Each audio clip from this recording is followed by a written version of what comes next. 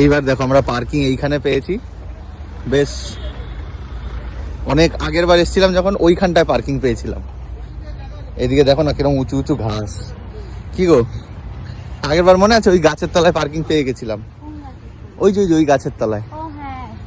এইবার তো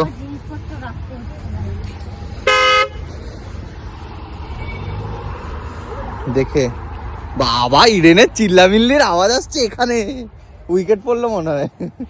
কি গো, 9 উইকেট তো পড়েই গেল। তাহলে অবশ্য আমাদের আজকে তো পাচ্ছি না মেন এই দেখো এইখানটা আগের বার আমি গাড়ি রেখেছিলাম, এই থার্ডটা যেখানে রয়েছে। তুমি তাড়াতাড়ি চলো, এখানটা রাখলে কিন্তু চলে আসতো বলো, গাড়ি আমাদের ঢুকে যেত, ছোট গাড়ি, বেকার অতটা ভেতরে ঢুকালাম।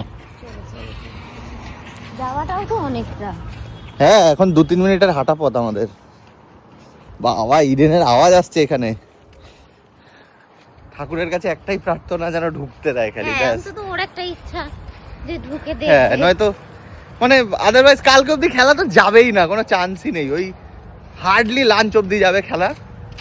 মানে এত কষ্ট হবে আমার এখান থেকে এসে যদি ফিরিয়ে দেয়, মানে আমি পাগল হয়ে যাবো, মানে কান্নাকাটি শুরু করে দেবো।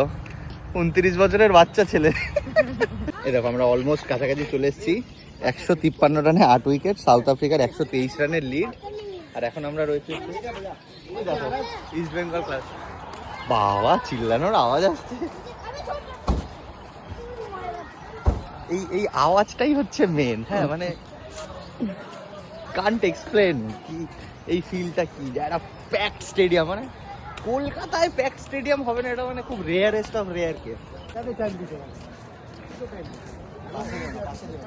গাইজ অলমোস্ট চলে এসেছি ইডেনের সামনে। এইবার বুকটা ধকধক করছে যে যদি ঢুকতে না দেয়। এইখান থেকে ফিরে যেতে বুঝতে পারছো, এই বুকটা ফেটে 4 টুকরো হয়ে যাবে।